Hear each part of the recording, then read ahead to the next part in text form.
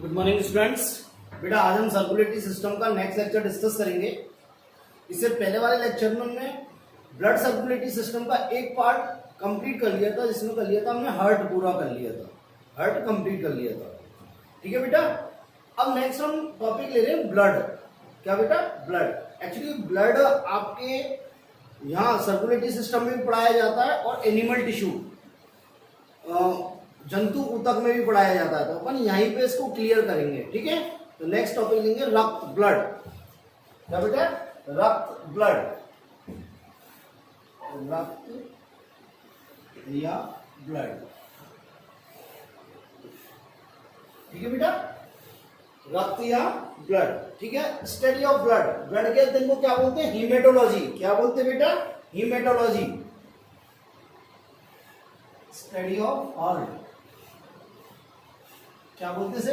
Haematology.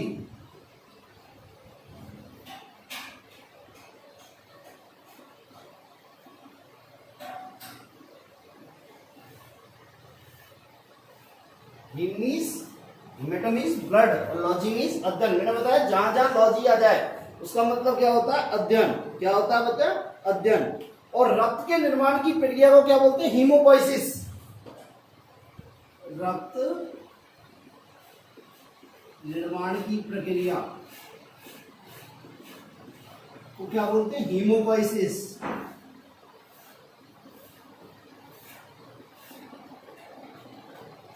Haemopoiesis क्या बोलते हैं बेटा? हीमोपोइसिस। बात नहीं समझी? रक्त के अध्ययन को क्या बोलते हैं? हीमेटोलॉजी। और रक्त के निर्माण की प्रक्रिया क्या बोलते हैं? हीमोपोइसिस। देखो रक्त क्या है? रक्त एक तरल, रक्त क्या है? तरल संयोजी ऊतक है। क्या बेटा? संयोजी ऊतक है। क्या बेटा? रक्त तरल संयोजी ऊतक है। ठीक है, इसकी पीएच कितनी होती है? इसकी पीएच होती है 7.4। क्या रहती है? 7.4। हल्का क्षारीय होता है। कैसा होता है बेटा? हल्का क्षारीय। ठीक है, और कितना होता है? रक्त जो होता है ना, वो हमारे शरीर के का जो वेट होता है उसका 7 से 8% होता है। शरीर के भार का कितना होता है? 7 से 8% होता है। कितना होता है बेटा? शरीर के भार का 7 से 8%। नर में कितना होता है? नर में होता है ये 5 से 6 लीटर। कितना होता है? 5 से 6 लीटर। और मादा में कितना होता है बेटा? ये 4 से 5 लीटर। कितना होता है बेटा? 4 से 5 लीटर। नर में कितना होता है? 5 से 6 लीटर। कितना? 5 से 6 लीटर। और मादा में कितना होता है? 4 से 5 लीटर। ठीक है, अब एक इंपॉर्टेंट देखो, रक्त को आवासीय संयोजी ऊतक भी कहते हैं। क्या बोलते हैं? आवासीय संयोजी ऊतक। तो देखो बेटा क्या है, रक्त को क्या बोलते हैं? आवासीय संयोजी ऊतक। देखो उसके कारण है 3। इसको रक्त को आवासीय संयोजी ऊतक क्या बोलते हैं? देखो एक तो क्या होता है, रक्त की जो कोशिकाएं होती हैं, रक्त कोशिका, उनमें विभाजन नहीं पाया जाता। उनमें विभाजन नहीं पाया जाता, मतलब वो विभाजित नहीं होती, वो डायरेक्ट क्या होती है? उनका निर्माण होता है। क्या होता है? उनका निर्माण होता है, विभाजन नहीं होता। कहाँ निर्माण होता है? बोन मैरो में, अस्थि मज्जा में। ठीक है, दूसरी बात देखो, जो रक्त की मैट्रिक्स है, मैट्रिक्स मीन्स प्लाज्मा एक तरह से, उसको क्या? तंतु रहित है, उसमें तंतु नहीं है, तंतु रहित है, तंतु नहीं पाए जाते। और तीसरा क्या होता है? जो रक्त की मैट्रिक्स है बेटा, उसका संश्लेषण एवं श्रावण। क्या बेटा? संश्लेषण और श्रावण रक्त की कोशिका नहीं करती। कौन कौन करता है? लीवर और लसिकांग। कौन करते बेटा? लीवर एवं लसिकांग। इसलिए रक्त को क्या बोलते हैं? आवासीय संयोजी ऊतक। Pseudo connective tissue. क्या बोलते हैं बेटा? Pseudo connective tissue. मेरी बात समझ में आई? दोबारा देख लो। रक्त यंत्र में क्या बोलते हैं? हिमेटोलॉजी। क्या बोलते हैं बेटा? हिमेटोलॉजी। रक्त निर्माण की प्रक्रिया क्या बोलते हैं? हीमोपोइसिस। क्या बोलते हैं? हीमोपोइसिस। रक्त क्या होता है? तरल संयोजी ऊतक होता है। क्या होता है बेटा? तरल संयोजी ऊतक। इसकी पीएच कितनी होती है? 7.4। हल्का क्षारीय होता है। कैसा होता है? हल्का क्षारीय। रक्त कितना होता है? हमारे शरीर की एक वेट होता है ना, शरीर का भार, उसका 7 से 8% होता है। मतलब नर में कितना होता है? 5 से 6 लीटर। मानव कितना होता है? 4 से 5 लीटर। दूसरी बात इंपॉर्टेंट ये है कि रक्त को आवासीय संयोजी ऊतक या आवासीय योजी ऊतक भी कहते हैं। क्यों कहते हैं? उसके 3 कारण है। एक तो क्या होता है? रक्त कोशिका होती है, उनमें विभाजन की क्षमता नहीं पाई जाती, वो विभाजित नहीं होती, उनका डायरेक्ट निर्माण होता है। कहां पे? अस्थि मज्जा में। दूसरी बात, रक्त की जो मैट्रिक्स प्लाज्मा, अभी बताऊंगा इसको। मैट्रिक्स क्या होती है? तंतु है, उसमें तंतु नहीं पाए जाते, तंतु किसी भी प्रकार के तंतु नहीं पाए जाते, इसलिए तरल होती है। दूसरी, रक्त की जो मैट्रिक्स होती है ना, उसका संश्लेषण और श्रावण खुद रक्त की कोशिकाएं नहीं करती। कौन करता है? लीवर और लसीकांग। कौन करता है? लीवर और लसीकांग। मेरी बात समझ में आई? अब देखो, देखते हैं रक्त का संगठन। क्या? रक्त का संगठन। रक्त में क्या क्या चीज होती है?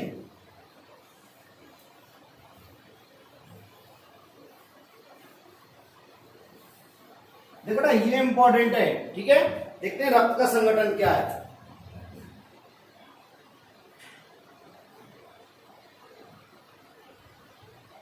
देखो ना, रक्त के संगठन में 2 भाग हैं। एक तो है तरल भाग और एक है ठोस भाग। एक तो क्या है? तरल भाग और एक है ठोस भाग। Liquid part, sorry solid part, ठोस पार्ट नहीं, सॉलिड पार्ट।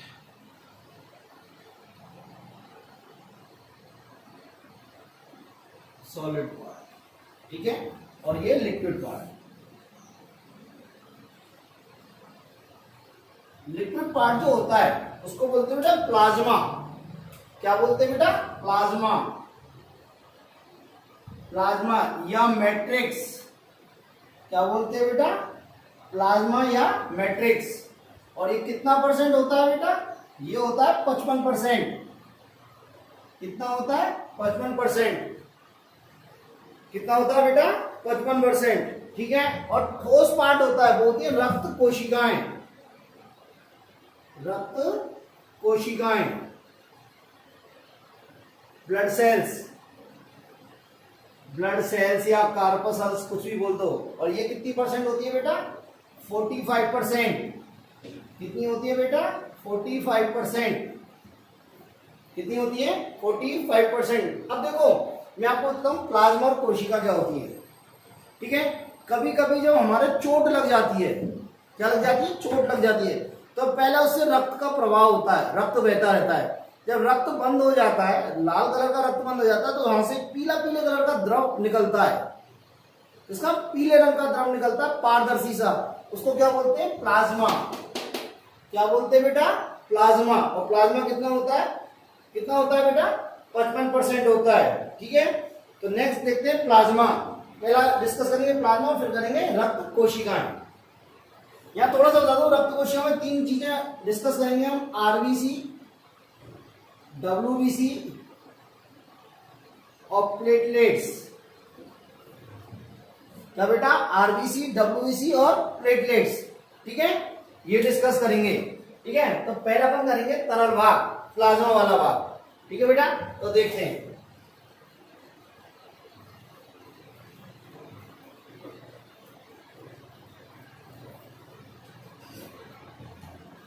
पहला देखो प्लाज्मा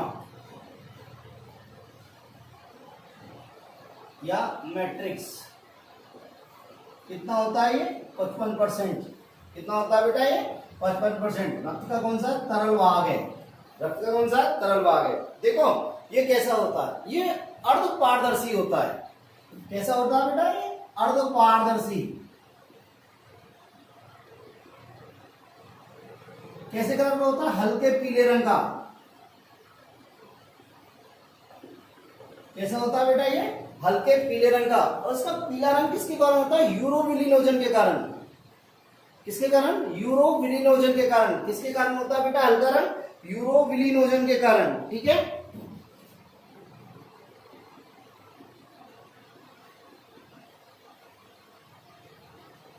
इसका हलकरण किसके कारण होता है? यूरोविलिनोजन के कारण। इसकी पीएच कितनी होती है बेटा?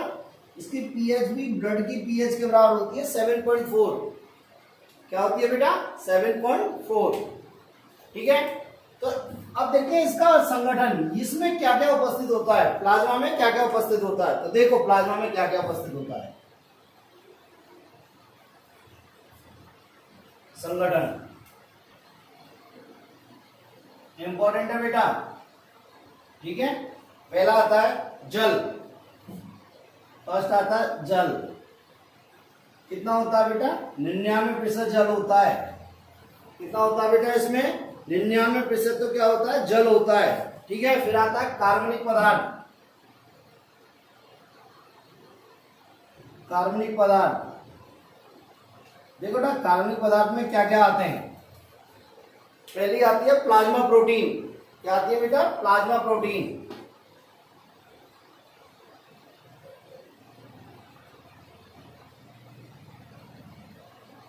ठीक है, प्लाज्मा प्रोटीन कितनी होती है? 7% होती है। कितनी होती है बेटा? 7%। और प्लाज्मा प्रोटीन कितनी प्रकार की होती है? 4 प्रकार की प्लाज्मा प्रोटीन होती है। देखो कौन कौन सी होती है। एक होती है एल्बुमिन। कौन सी होती है बेटा? एल्बुमिन। कितनी परसेंट होती है? 4%। कितनी परसेंट होती है बेटा? ये 4%। नेक्स्ट होती है ग्लोब्यूलिन। ये होती है 2%। कितनी होती है बेटा? 2%। फिर होती है फाइब्रिनोजन और नेक्स्ट होती है प्रोथ्रोम्बिन। कौन सी होती है? फाइब्रिनोजन। और कौन सी होती है? प्रोथ्रोम्बिन। ये कितनी होती है? 0.3%। 0.3%। बात मेरी समझ में आई?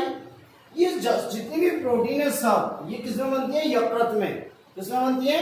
यकृत में। सिर्फ एक ही जगह प्रॉब्लम है, वो मैं अभी बता दूंगा। ये सब कहाँ निर्माण होता है इनका? यकृत में। इनका निर्माण कहाँ होता है प्लाज्मा प्रोटीन का? यकृत में।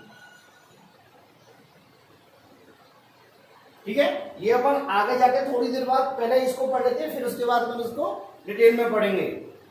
Plasma protein. फिर क्या होते हैं? पोषक पदार्थ।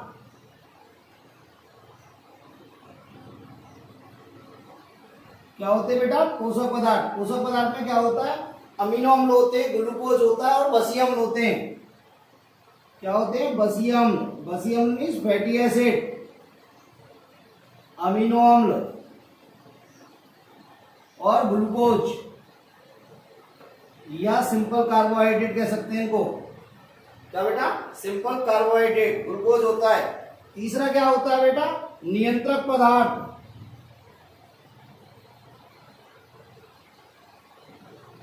नियंत्रक पदार्थ वो क्या क्या होते हैं बेटा? देखो हार्मोन होते हैं और क्या होते हैं? एंजाइम होते हैं, विटामिन्स होती हैं। ये क्या होते हैं? नियंत्रक पदार्थ। ठीक है, और क्या होता है बेटा? गैस होती है। कौन कौन सी होती है? ऑक्सीजन होती है, कार्बन डाइऑक्साइड होती है, नाइट्रोजन होती है। ये गैस होती है। ठीक है, और क्या होता है? उत्सर्जी पदार्थ होते हैं बहुत सारे। क्या होते हैं बेटा? उत्सर्जी पदार्थ। कौन कौन से होते हैं? यूरिया होता है, यूरिक अम्ल होता है, अमोनिया होता है। क्या होता है बेटा? अमोनिया। तो ये आते हैं कार्बनिक पदार्थ में। क्या आते हैं? कार्बनिक पदार्थ में। तो कार्बनिक पदार्थ में क्या होती है? Plasma protein. क्या आती है बेटा? Plasma protein. ठीक है, कौन कौन सी होती है? एल्बुमिन, ग्लोबुलिन, फाइब्रिनोजन और प्रोथ्रोम्बिन। और क्या आता है बेटा? पोषक पदार्थ, बसीय अम्ल, अमीनो अम्ल, ग्लूकोज। नियंत्रक पदार्थ होते हैं हार्मोन, एंजाइम और विटामिन्स। और क्या होती है? गैस होती है, ऑक्सीजन, कार्बन डाइऑक्साइड, नाइट्रोजन। उत्सर्जी पदार्थ होते हैं, यूरिया होता है, यूरिक अम्ल होता है और क्या होता है? अमोनिया होता है। क्या होता है बेटा? अमोनिया। नेक्स्ट आते हैं अकार्बनिक। क्या आते हैं बेटा? अकार्बनिक पदार्थ।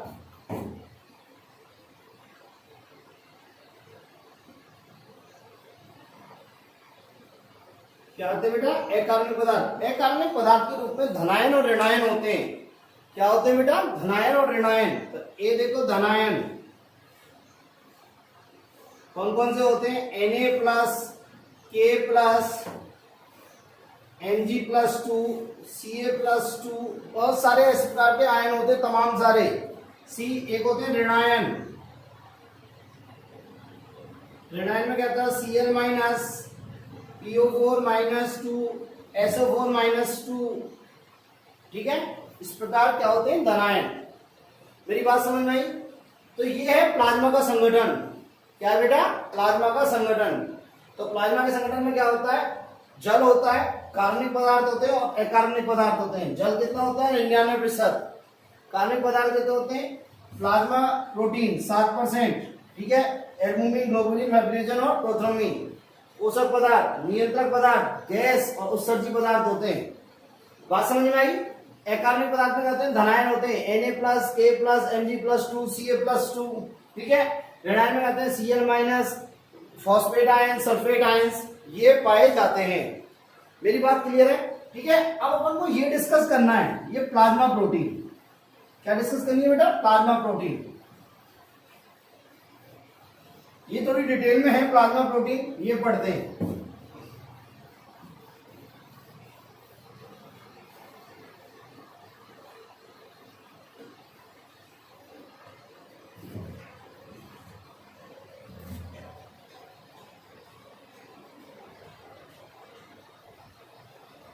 कितनी होती है? 7%। देखो कौन कौन सी होती है। एक होती है एल्बुमिन,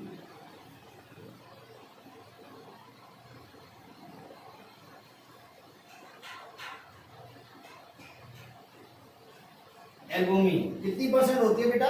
ये होती है 4%। कितनी होती है? 4%। देखो बेटा, इसका निर्माण जो होता है वो कहां होता है? यकृत में।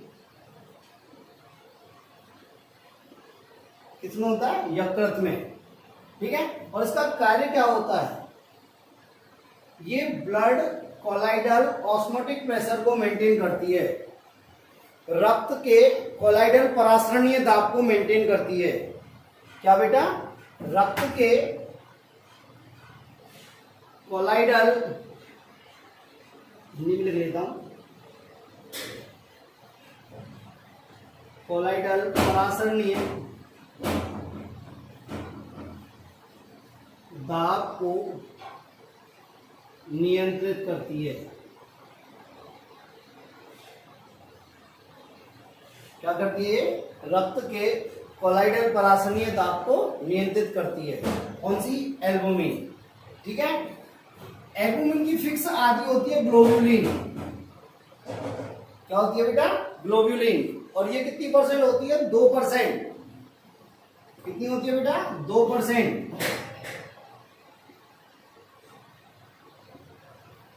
अब देखो बेटा, ये ग्लोबुलिन होती है ना, ये 3 प्रकार की होती है।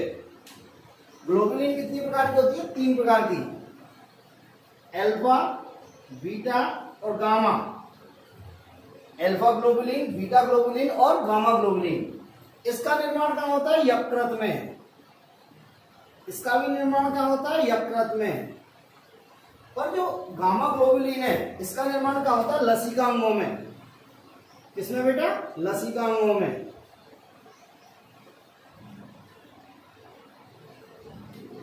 किसमें होता है बेटा? लसिका अंगों में। दूसरी बात, यकृत, ये अल्फा ग्लोबुलिन, क्या बेटा? अल्फा ग्लोबुलिन किसका कार्य करती है? वाहक का कार्य करती है बेटा। किसका कार्य करती है? वाहक का। और ये कॉपर का वाहक का काम होती है, सीयू के वाहक में कार्य होती है। मतलब सीयू कॉपर का ट्रांसपोर्ट करती है। किसका ट्रांसपोर्ट करती है बेटा? कॉपर का। ये बीटा, ये एफी का वाहक है, मतलब एफी का ट्रांसपोर्ट करती है। सीयू अणु को इधर से उधर ले जाने का काम करती है अल्फा ग्लोबुलिन। बीटा ग्लोबुलिन किस करती है? एफी का। इसका एफी का। और ये जो गामा ग्लोबुलिन है, ये गामा ग्लोबुलिन, ये प्रतिरक्षा से संबंधित होती है। ये किससे संबंधित होती है? प्रतिरक्षा से।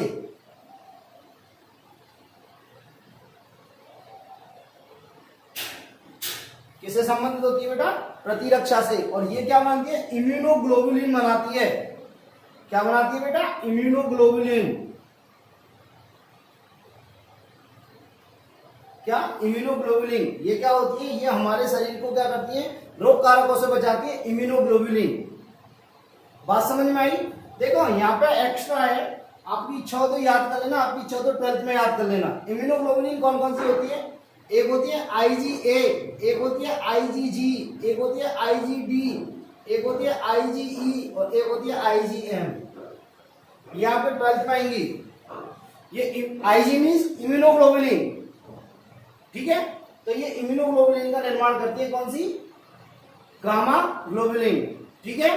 मेरी बात क्लियर है? तो दोबारा सुनो, प्लाज्मा प्रोटीन 7% होती है। प्लाज्मा प्रोटीन कितनी होती है? 7%। तो इनमें पहली कौन सी होती है? एल्बुमिन, जो कितनी होती है? 4%। इसका निर्माण कहाँ होता है? यकृत में। कहाँ होता है बेटा? यकृत में। और ये क्या करती है? रक्त के कोलाइडल परासरणीय दाब को मेंटेन करती है। किसको बेटा? कोलाइडल परासरणीय दाब को मेंटेन करती है, ठीक है? दूसरी होती है ग्लोबुलिन। क्या होती है बेटा? ग्लोबुलिन। ये कितनी परसेंट होती है? 2%। और ये 3 प्रकार की होती है, अल्फा, बीटा और गामा। अल्फा, बीटा और गामा। देखो अल्फा और बीटा इसका निर्माण यकृत में होता है, और गामा का कहाँ होता है? लसिकाओं में, ठीक है? ये अल्फा ग्लोबुलिन क्या होती है बेटा? ये सीयू का परिवहन करती है। सीयू का परिवहन करती है, मतलब सीयू को एक स्थान से दूसरे स्थान तक ले जाने का कार्य करती है। आप डायरेक्ट ऐसे लिखो इजी में, सीयू का परिवहन।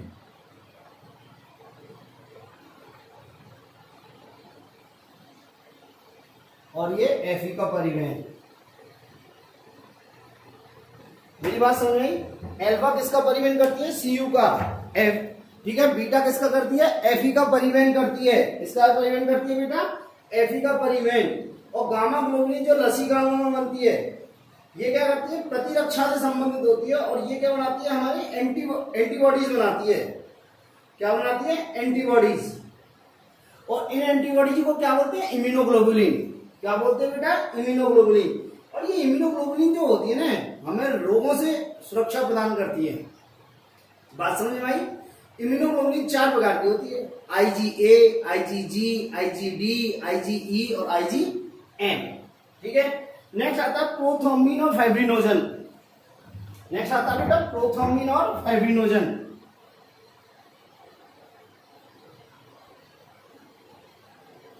और फाइब्रिनोजन देखो ये कितनी होती है? 0.3%। कितनी होती है बेटा? 0.3%। और इन दोनों का निर्माण कहाँ होता है? यकृत में। ये दोनों का निर्माण कहाँ होता है बेटा? यकृत में। और ये दोनों किससे रिलेटेड है? रक्त के थक्का बनने से रिलेटेड है। क्या बेटा? ये रक्त के थक्का बनाने में सहायक है। रक्त के थक्का बनाने में सहायक है।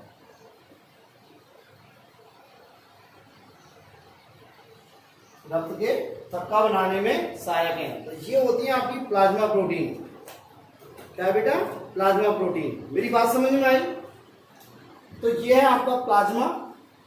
प्लाज्मा का संगठन पढ़ाया और प्लाज्मा प्रोटीन, ठीक है? नेक्स्ट आती है रक्त कोशिकाएं। क्या आती है बेटा? रक्त कोशिकाएं। बेटा ये थोड़ा याद करने की चीज है, आपको याद करनी है। दूसरी मेरी बात सुनो, आपको 11th में पढ़नी है एनसीईआरटी, और एनसीईआरटी से ही सब चीज आती है। आप एनसीईआरटी में जितनी एनसीईआरटी है पूरी उसको रट लो, आपका नीट का क्वेश्चन, नीट का पेपर पूरा हो जाता है। आपके 12th में 100 में से 100 आएंगे ही आएंगे, प्लस नीट का पेपर भी आपका 100% होता है। सिर्फ आपको बोर्ड पे जो पढ़ाया जा रहा है उसको याद करना है, ठीक है? आप याद करते जाओ, आपकी नीट भी सेलेक्ट होंगे आप, और 12th में भी आपके बहुत अच्छे आराम से 95 से ऊपर नंबर तो आराम से आते हैं, 95 से ऊपर 100 में से। सिर्फ आपको पढ़ना है, याद करना है। कई बार कहते सोचते हैं कि यार याद नहीं हो रहा, हमें ऐसा नहीं है, नहीं हो रहा तो कोई बात नहीं, दोबारा रिवाइज करेंगे हम। याद होता है पर अपन को ऐसा लगता है कि नहीं हो रहा है, इतनी टेंशन लेने की जरूरत नहीं है, ठीक है? तो नेक्स्ट आती है रक्त कोशिकाएं।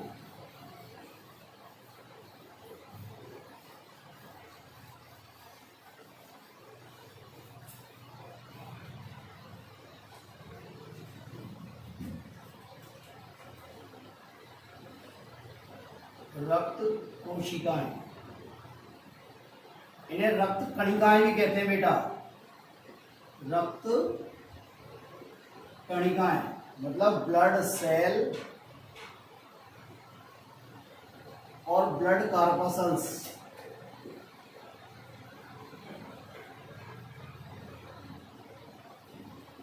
देखो ना, सेल में और कार्पसल्स में एक अंतर होता है।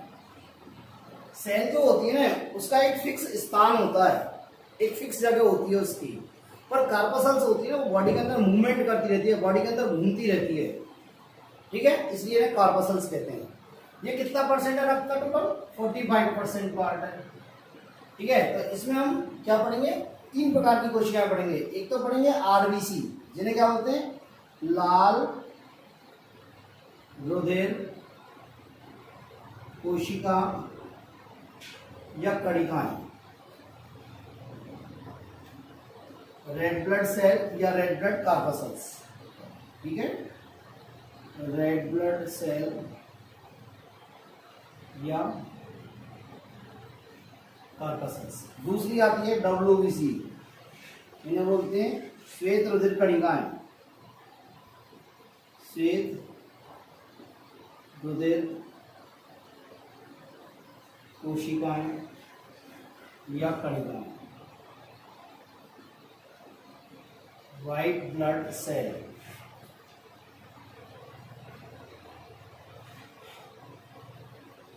या कार्पसल्स, ठीक है। थर्ड आती है प्लेटलेट्स या बिम्बाणु, बिम्बाणु या प्लेटलेट्स।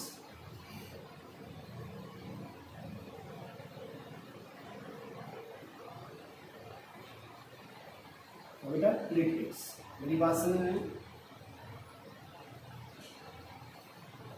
ठीक है। तो 3 प्रकार की सेल्स हैं इसके अंदर। कौन कौन सी? डब्ल्यूबीसी, जिन्हें क्या बोलते हैं? White blood cell. RBC, red blood cells. क्या बेटा? रेड ब्लड सेल्स या रेड ब्लड कार्पसल्स। उन्हें प्लेटलेट्स। क्या बेटा? प्लेटलेट्स, ठीक है। देखो क्या होती है प्लेटलेट्स।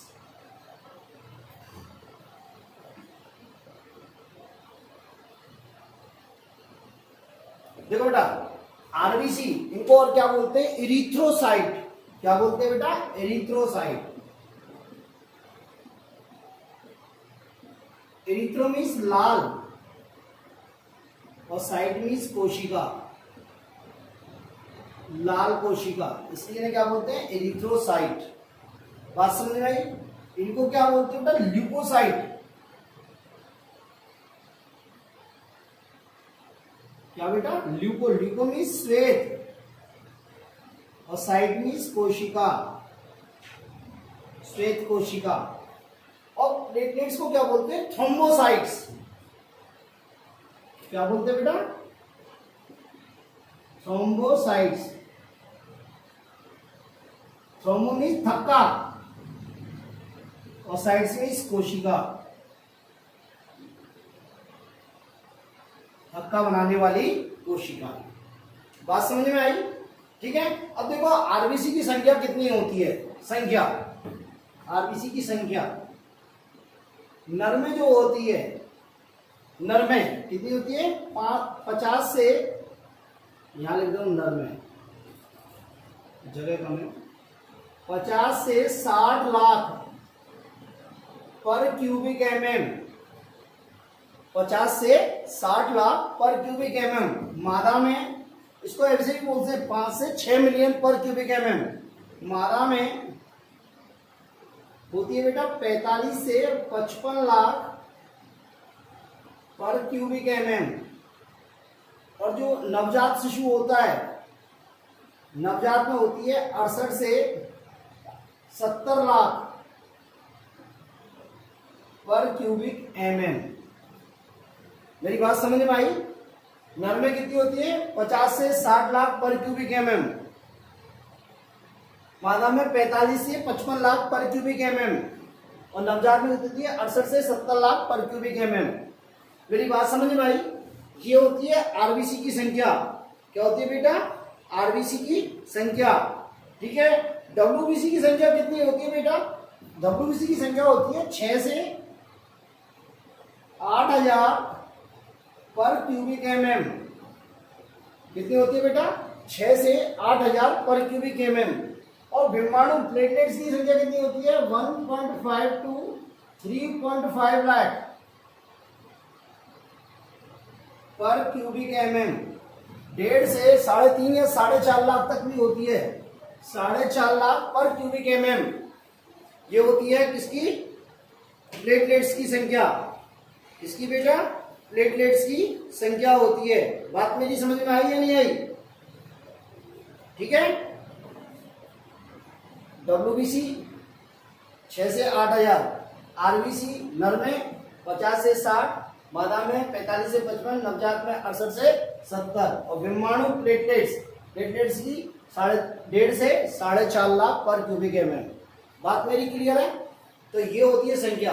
अब आती है आरबीसी। पहले डिस्कस करेंगे हम आरबीसी। तो आरबीसी को हम नेक्स्ट लेक्चर में डिस्कस करेंगे बेटा, ठीक है। आरबीसी के बारे में सब कुछ डिस्कस करेंगे और नेक्स्ट लेक्चर में डिस्कस करेंगे, ठीक है बेटा। आज के लिए इतना ही। थैंक यू बेटा।